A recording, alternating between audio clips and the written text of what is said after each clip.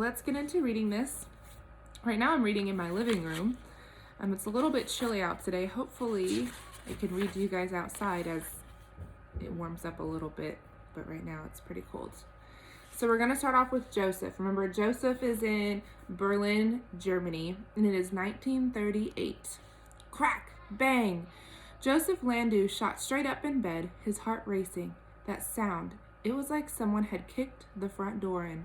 Or had he dreamt it? Joseph listened, straining his ears in the dark. He wasn't used to the sound of this new flat, the smaller one he and his family had been forced to move into. They couldn't afford their old place, not since the Nazis told Joseph's father he wasn't allowed to practice law anymore because he was Jewish. Across the room, Joseph's little sister Ruth was still asleep. Joseph tried to relax. Maybe he'd just been having a nightmare. Something in the darkness outside the room moved with a grunt and a scuffle. Someone was in the house. Joseph scrambled backward on his bed, his eyes wide. There was a shattering sound in the next room. Krish!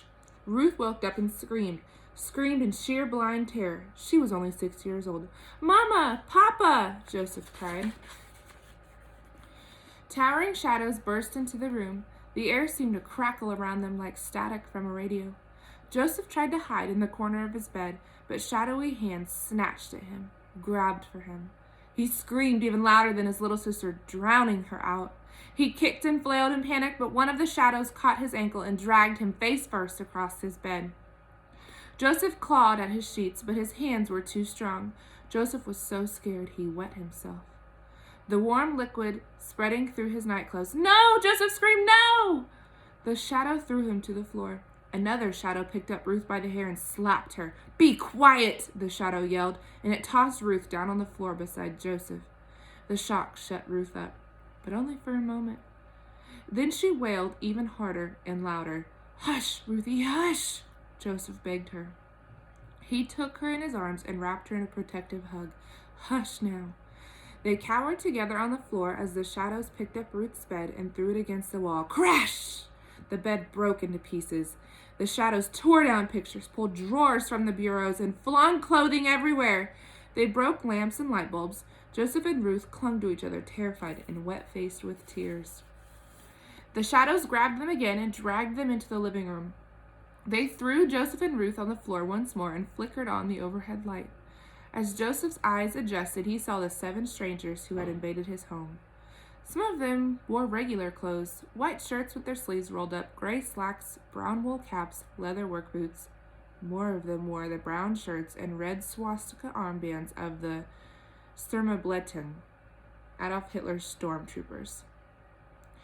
Joseph's mother and father were there too, lying on the floor at the feet of the brown shirts. Joseph, Ruth, Mama cried when she saw them.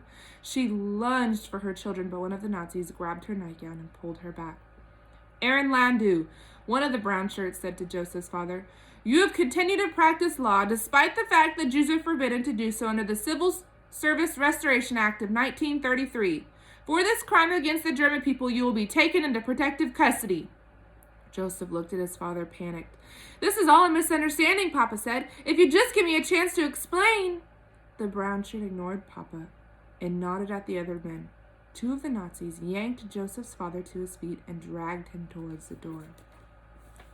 No, Joseph cried. He had to do something. He leaped to his feet, grabbed the arm of one of the men carrying his father, and tried to pull him off. 2 more of the men jerked Joseph away and held him as he fought against them. The brown shirt in charge laughed. Ha! Look at this one, he said, pointing to the wet spot on Joseph's nightclothes. The boy's peed himself. The Nazis laughed, and Joseph's face burned hot with shame. He struggled in the men's arms, trying to break free. I'll be a man soon enough, Joseph told them. I'll be a man in 6 months and 11 days. The Nazis laughed again. 6 months and 11 days, the brown shirt said. Not that he's counting. The brown shirt suddenly turned serious.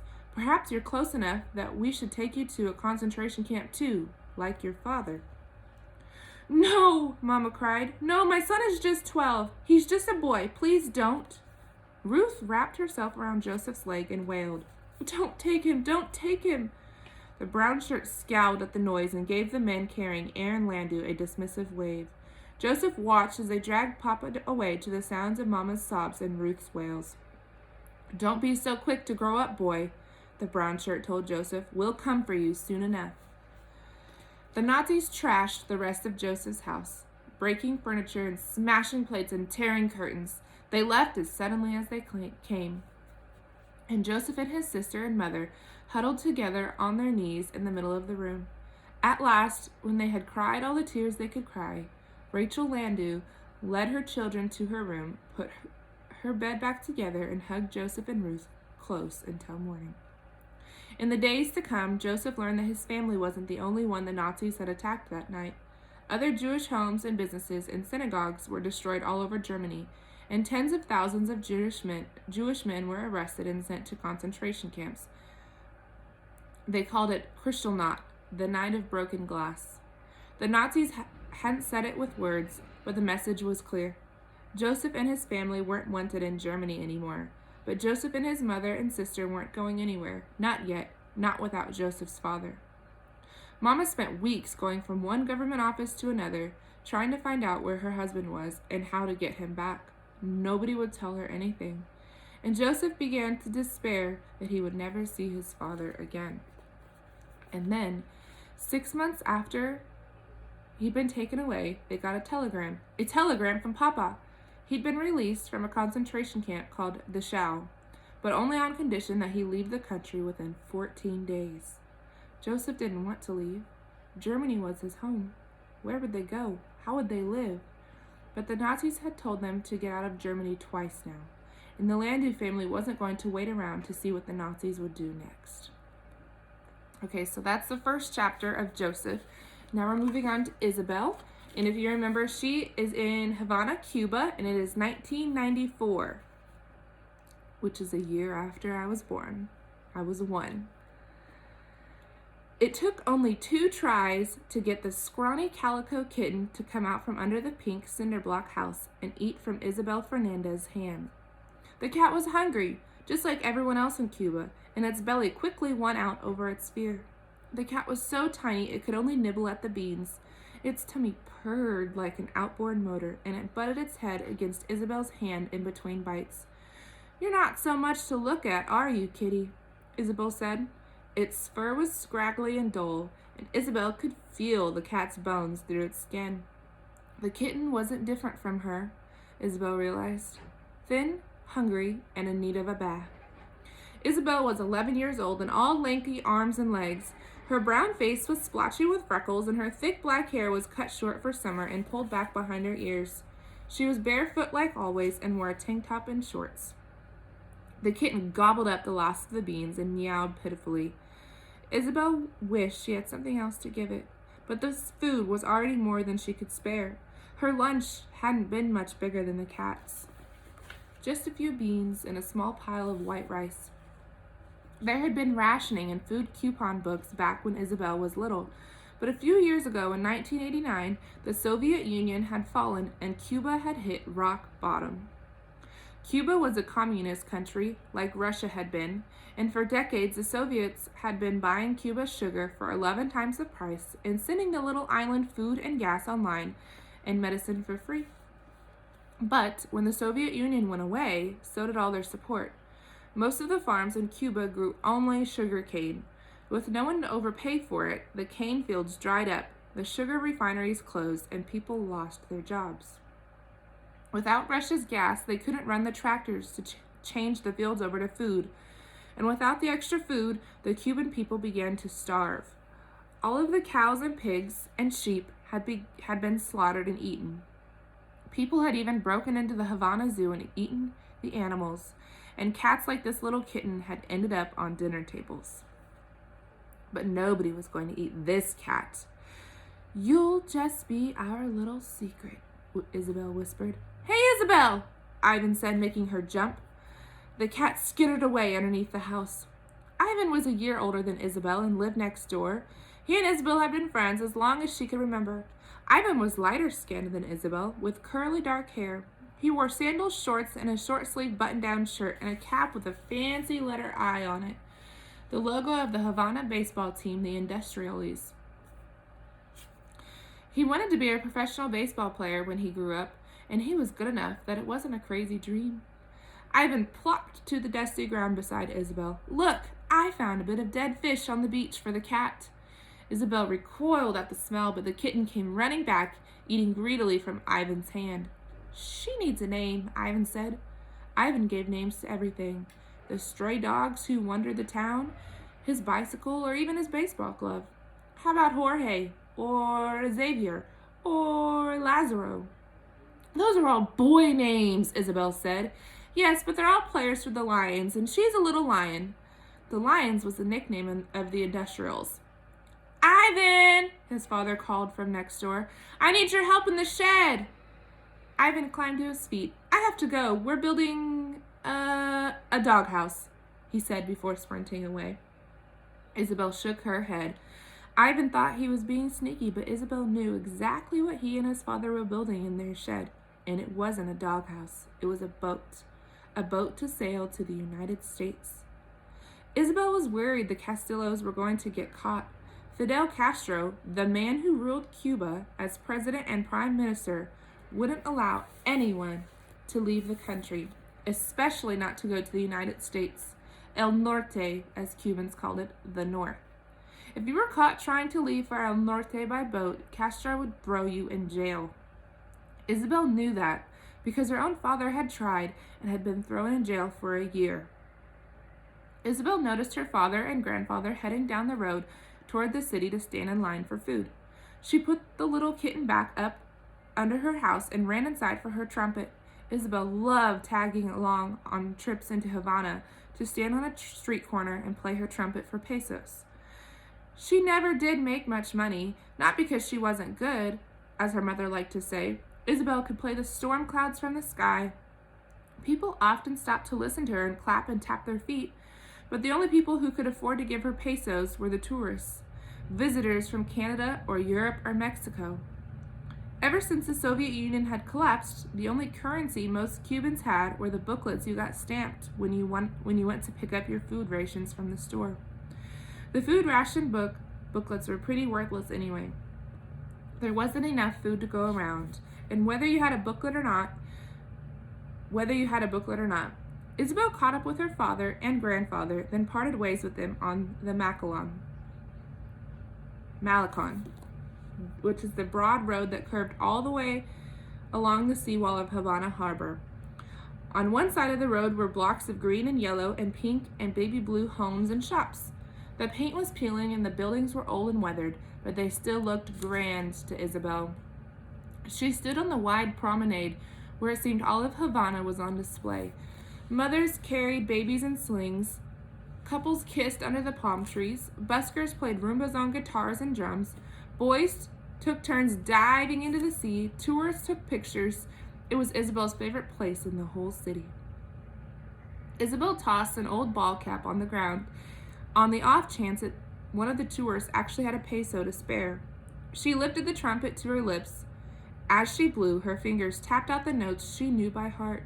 It was a salsa tune she liked to play, but this time she listened past the music, past the noise of the cars and trucks on the Malecon, past the people talking as they walked by, past the crash of the waves against the seawall behind her. Isabel was listening for the clave underneath the music, the mysterious hidden beat inside Cuban music that everybody seemed to hear except her. In a regular rhythm that lay over the top of the regular beat, like a heartbeat beneath the skin. Try as she might, she had never heard it, never felt it. She listened now, intently, trying to hear the heartbeat of Cuba in her own music. What she heard instead was the sound of breaking glass. Okay, that's chapter 2, Isabel. Now we're going to go chapter 3, Mahmoud. Remember, he is in Syria, and it's 2015, so 5 years ago. Mahmoud Bashir was invisible, and that's exactly how he wanted it. Being invisible was how he survived. He wasn't literally invisible. If you really looked at Mahmoud, got a glimpse under the hoodie he kept pulled down over his face, you would see a 12-year-old boy with a long, strong nose, thick black eyebrows, and short cropped black hair. He was stocky, his shoulders wide and muscular despite the food shortages. But Mahmoud did everything he could to hide his size and his face, to stay under the radar. Random death from a fighter jet's missile or a soldier's rocket launcher might come at any moment, when you least expected it. To walk around getting noticed by the Syrian army or the rebels fighting them was just inviting trouble. Mahmoud sat in the middle row of desks in his classroom where the teacher wouldn't call on him. The desks were wide enough for 3 students at each, and Mahmoud sat between 2 other boys named Ahmed and Nadal. Ahmed and Nadal weren't his friends. Mahmoud didn't have any friends. It was easier to stay invisible that way. One of the teachers walked up and down the hall, ringing a handbell, and Mahmoud collected his backpack and went to find his little brother, Walid. Walid was 10 years old and 2 grades below Mahmoud in school. He too wore his black hair cropped short, but he looked more like their mother, with narrow shoulders, thinner eyebrows, and a flatter nose and bigger ears. His teeth looked too big for his head, and when he smiled, he looked like a cartoon squirrel. Not that Walid smiled much anymore. Mahmoud couldn't remember the last time he'd seen his brother laugh, or cry, or show any emotion whatsoever. The war had made Mahmoud nervous, twitchy, paranoid. It had made his little brother a robot. Even though their apartment wasn't far away, Mahmoud led Walid on a different route home every day. Sometimes it was the back alleys. There could be fighters in the streets who were always targets for the opposition. Bombed out buildings were good too. Mahmoud and Walid could disappear among the heaps of twisted metal and broken cement, and there were no walls to fall on them if the artillery shell went whizzing overhead. If a plane dropped a barrel bomb, though, you needed walls. Barrel bombs were filled with nails and scrap metal, and if you didn't have a wall to duck behind, you'd be shredded to pieces.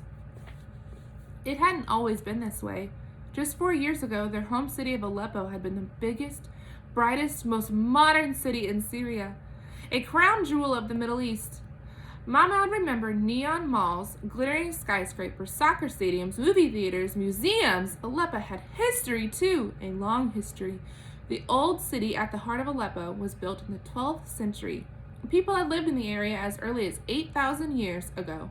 Aleppo had been an amazing city to grow up in, until 2011, when the Arab Spring came to Syria. They didn't call it that then. Nobody knew a wave of revolutions would sweep through the Middle East, toppling governments and overthrowing dictators and starting civil wars. All they knew from images on TV and posts on Facebook and Twitter was that people in Tunisia and Libya and Yemen were rioting in the streets. And as each country stood up and said, "Enough!" so did the next one, and the next one, until at last the Arab Spring came to Syria. But Syrians knew protesting in the streets were dangerous. Syria was ruled by Bashar al-Assad, who had twice been elected president when no one was allowed to run against him. So basically, he wasn't really elected. Assad made people who didn't like him disappear forever. Everyone was afraid of what he would do if the Arab Spring swept through Syria. There was an old Arabic proverb that said, "Close the door that brings the wind and relax," and that's exactly what they did. While the rest of the Middle East was rioting, Syrians stayed inside and locked their doors and waited to see what would happen. But they hadn't closed the door tight enough. A man in Damascus, the capital of Syria, was imprisoned for speaking out against Assad. Some kids in Dara, a city in southern Syria, were arrested and abused by the police for writing anti-Assad slogans on the walls. And then the whole country seemed to go crazy all at once. Tens of thousands of people poured into the streets, demanding the release of political prisoners and more freedom for everyone. Within a month, Assad had turned his tanks and soldiers and bombers on the protesters, on his own people. And ever since then, all Mahmoud and Walid and anyone else in Syria had known was war. Mahmoud and Walid turned down a different rumble-strewn alley than the day before and stopped dead. Just ahead of them, 2 boys had another boy up against what was left of the wall, about to take a bag of bread he carried. Mahmoud pulled Walid behind a burned-out car. his heart racing. Incidents like this were common in Aleppo lately. It was getting harder and harder to get food in the city. But for Mahmoud, the scene brought back memories of another time, just after the war began. Mahmoud had been going to meet his best friend, Khalid, down a side street just like this one. Mahmoud found Khalid getting beaten up by two older boys. Khalid was a Shia Muslim in the country of mostly Sunni Muslims. Khalid was clever, smart, always quick to raise his hand in class, and always with the right answer. He and Mahmoud had known each other for years. Even though Mahmoud was Sunni and Khalid was Shia, that had never mattered to them. They liked to spend their afternoons and weekends reading comic books and watching superhero movies and playing video games. But right then, Khalid had been curled into a ball on the ground, his hands around his head while the older boys kicked him. "Not so smart now, are you, pig?" one of them had said. "Shia should know their place. This is Syria, not Iran." Mahmoud had bristled. The differences between Sunnis and Shiites was an excuse. These boys had just wanted to beat someone up. With a battle cry that would have made Wolverine proud, Mahmoud had launched himself at Khalid's attackers, and he had been beaten up as badly as Khalid. From that day forward, Mahmoud and Khalid were marked. The two older boys became Mahmoud's and Khalid's own personal bullies, delivering repeated beatdowns between classes and after school. That's when Mahmoud and Khalid had learned how valuable it was to stay invisible. Mahmoud stayed in the classroom all day, never going to the bathroom or the playground.